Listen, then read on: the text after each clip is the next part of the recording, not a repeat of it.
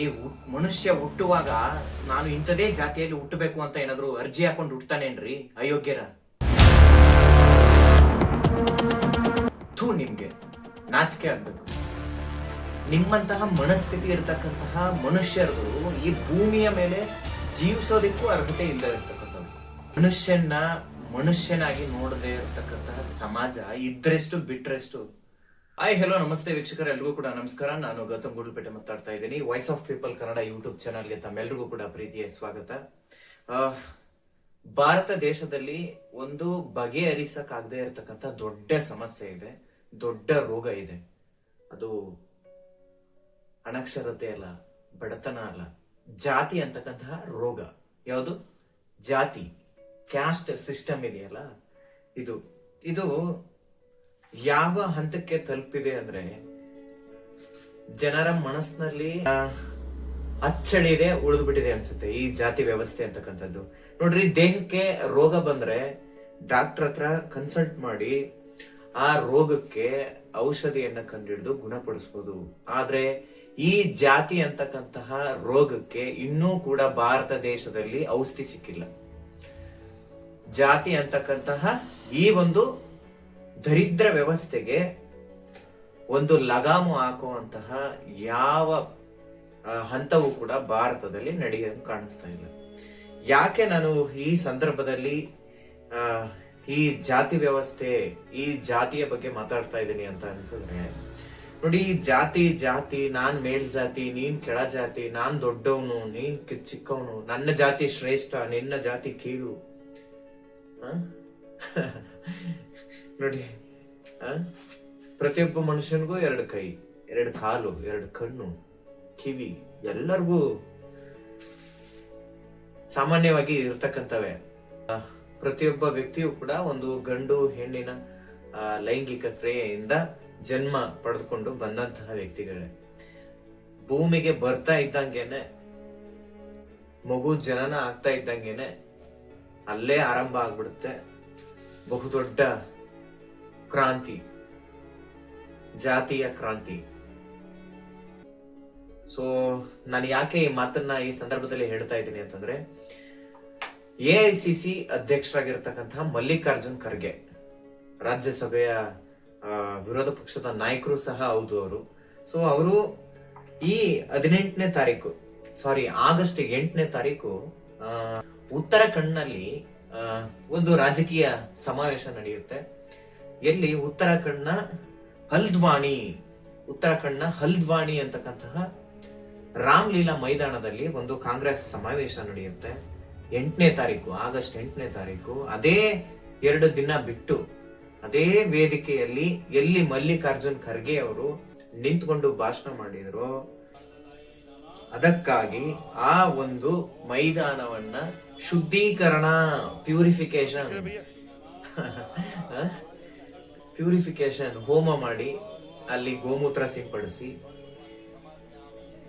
ಶುದ್ಧಿ ಆಗ್ಬೇಕು ರಾಮ್ಲೀಲಾ ಮೈದಾನ. ಇದು ಕಾಂಗ್ರೆಸ್ನವ್ರು ಸಮಾವೇಶ ಮಾಡಿಬಿಟ್ಟಿದ್ದಾರೆ ಅಂತಾನೋ, ಅಥವಾ ಮಲ್ಲಿಕಾರ್ಜುನ್ ಖರ್ಗೆ ಅಂತಕ್ಕಂತಹ ಒಬ್ಬ ದಲಿತ ವ್ಯಕ್ತಿ ಅಲ್ಲಿ ನಿಂತ್ಕೊಂಡು ಭಾಷಣ ಮಾಡ್ಬಿಟ್ಟಿದ್ದ ಅನ್ನೋದಕ್ಕೇನೋ ಅಲ್ಲಿ ಶುದ್ಧೀಕರಣ ಕೆಲಸ ಮಾಡಿದ್ದಾರೆ.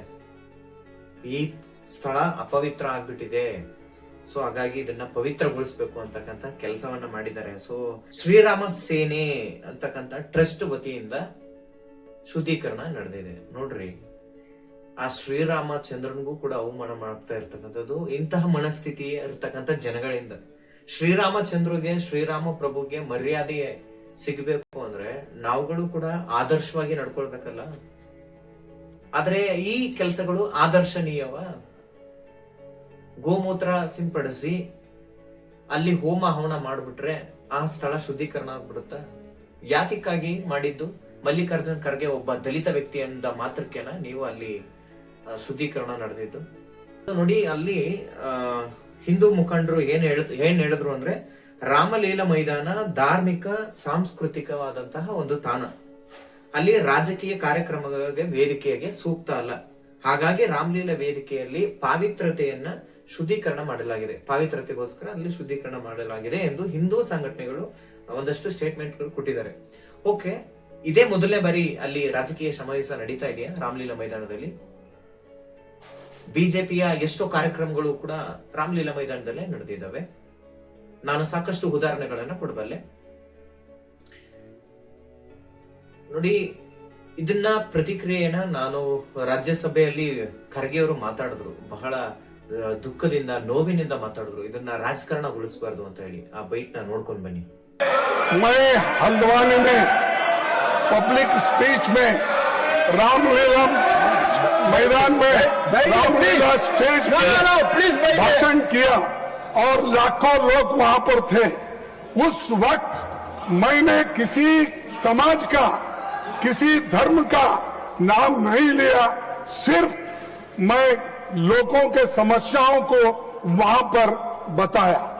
लेकिन मेरे स्पीच होने के बाद कल वो लोग, बीजेपी के लोग सब मिलके हवन करके उस स्टेज का शुद्धिकरण करने का काम किए।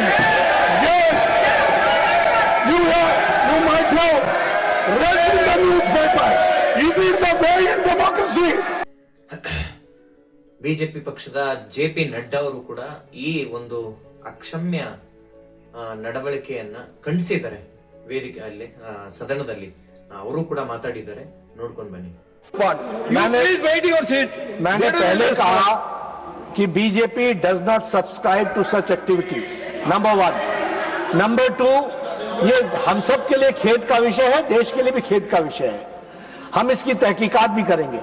लेकिन उसके बाद खड़गे साहब कहे कि तुम ऐसा करते हो, तुम ऐसा करते हो, ये उचित नहीं है। जब हमने कहा कि we do not subscribe, whoever has done it, it is wrong. Whoever has done it, it is wrong. How do I know that we all have? No, you take your seat, please. Let me explain. Let me explain on behalf of every member of this house. Let me explain my feeling. Now, don't sensationalize, don't criticize. जो बात कही गई है, मैं कह रहा हूं कि भाई आपको जितनी दुख है उतना मुझे भी दुख है, मैं भी उसी सेंटिमेंट्स के साथ चल रहा हूं। लेकिन आप अगर कहेंगे कि तुमने किया, भाई हम कह रहे हैं तहकीकात करेंगे, we will go into the details of it and find out, and if anybody is found guilty, certainly action will be taken.